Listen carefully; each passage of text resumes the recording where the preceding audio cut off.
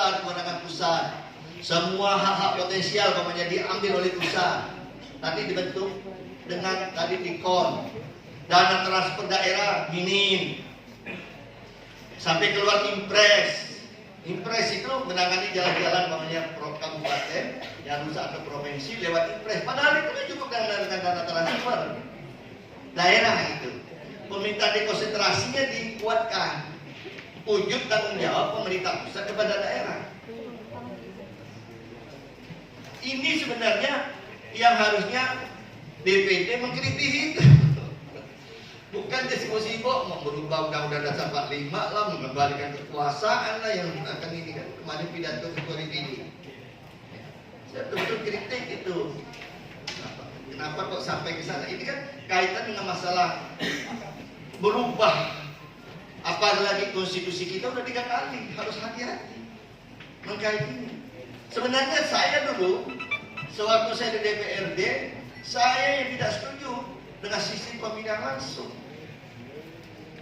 Kenapa? Karena demokrasi kita memang demokrasi yang bersifat perwakilan. Sesuai dengan sila keempat, kerakyatan yang dipimpin oleh hikmat kebijaksanaan dalam pemusyawaratan perwakilan. Tapi para pendekar-pendekar kita pada waktu reformasi bercermin di negara-negara luar dengan sistem one man one vote yang dianggap itulah yang terbaik, maka dirubahlah dengan sistem itu sampailah pemilihan di daerah sampai kabupaten. Walaupun saya bilang provinsi dan kabupaten itu adalah demokrasi cak-cak. Tahu nggak cak-cak? Tolong punya anak tuh main-main. Kami kecil-kecil cak-cak. Itu main-main. Kenapa? Karena tidak jelas. Demokrasi ini apakah? Kalau demokrasi yang dianut dengan sistem liberal, ya mayoritas mengalahkan minoritas, jelas. Tapi kalau ini minoritas mengalahkan mayoritas, iya kan? Nah, ada calon 4, satu dapat 30%. Yang satunya ada dapat 28, 27, tidak 1%. 30% itu tidak mayoritas. Masih ada 70% yang tidak milih dia. Kalau mau pakai sistem itu. Kenapa kita harus membuat banyak-banyak? Jadi itu. Yang kedua, kenapa dulu para pemimpin kita itu menganut dengan sistem dikunci di sila keempat, kerakyatan yang dipimpin oleh hikmat kebijaksanaan dalam persyaratan perwakilan.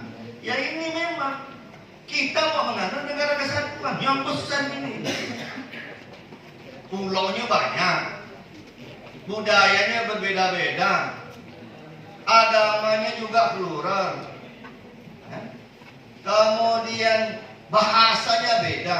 Ya cobalah dari Pontianak pergi ke tempat si Ari atau ketua PPP kita ini ke Sambas. Saya kalau yang Haji Subhan dia nggak ngerti saya kadang-kadang bahasa itu cepat kan? Itu belum. Ini sama Melayu ini. Sama-sama Melayu. Nah, belum lagi kita masuk ke dalam Kulu. Berbeda lagi. Nah, begitu juga Dayak juga dengan Dayak yang Iban dengan Bekante Ahid itu udah beda lagi bahasanya. Belum lagi kita menyeberang pulau. Dikunci apa? Dikunci hikmat dalam musyawarah perwakilan itu dimusyawarahkan lah memilih bidang itu. Kenapa? Nah, kalau terjadi, karena memang sudah pastikan ketika itu, apalagi dengan sistem cak-cak tadi di daerah, 30%, akhirnya kita tidak mempertahankan kepada kualitas. Yang kita pertahankan tuh di situ siapa tuh? Di Sambas. Sambas ini ada 3 di daerah apa? Daerah Pantulan. Daerah pesisirnya Jawa cuma 1. Akhirnya udah kali itu ya. Itu sampai di situ. Jadi makanya kalau ada yang mengatakan dulu wah identitas dan sebagainya, dan sistem ini pasti akan membawa identitas.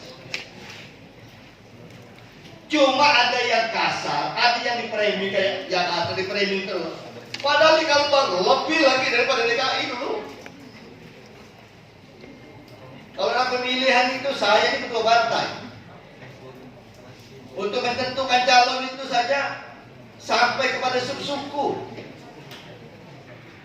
Udah agamanya, lihat lagi agamanya Islam. Oh ini Katolik, berapa nih presentasinya? Kita ambil di Protestan, supaya gabung. Atau nanti sama-sama, oh situ ternyata itu Katolik Protestan banyak, kita petah lagi. Protestan ini berapa, Katoliknya berapa, sampai di situ. Artinya dengan sistem demokrasi yang kita anut, yang ada di kita ini juga, itu kita maka saya selalu katakan demokrasi janganlah membawa perpecahan. Makanya Pak Father itu, udahlah negara kita ini kesatuan, kita mau kesatuan, mau perkat kesatuan, mau kita nyatukan ini bangsa supaya ini tetap kuat, tetap menjadi negara kesatuan, makanya dianutkan dengan sistem perwakilan itu. Tapi ya sudah, jalan ditinggal sekarang. Bagaimana kita memberi pemahaman bahwa sistem itu sudah kita ambil pemilihan presiden, contohnya kan 50+1. Ya sudah, kita edukasi masyarakat, pilih yang berkualitas, yang betul-betul mampu untuk menjaga keutuhan, mensejahterakan masyarakat. Kalau kita lihat kemarin, menurut Pro Islam PWNU, PBNU, Gemir terakhir hanya dikuasai 18 orang aja. Indonesia yang begitu besar, 34 hanya 18 orang yang menguasai ekonomi kita. Ini kan tentunya ya bagaimana kita untuk supaya yang besar itu menjadi menetes kepada semua yang ada. Kita tidak menolak untuk orang barat kita berusaha dan sebagainya, tapi bagaimana prinsip sila kelima itu keadilan sosial bagi seluruh rakyat Indonesia itu yang sudah dicita-citakan 70 tahun kita merdeka. Jadi ayah sekalian berkaitan dengan inilah bingkainya bagaimana hubungan antara pemerintah pusat dengan daerah kita perkuat untuk tetap mengutuhkan negara kesatuan itu dengan berbagai variabel kekuasaan tadi, ya tentu itu harus menjadi yang harus jadi dipikirkan.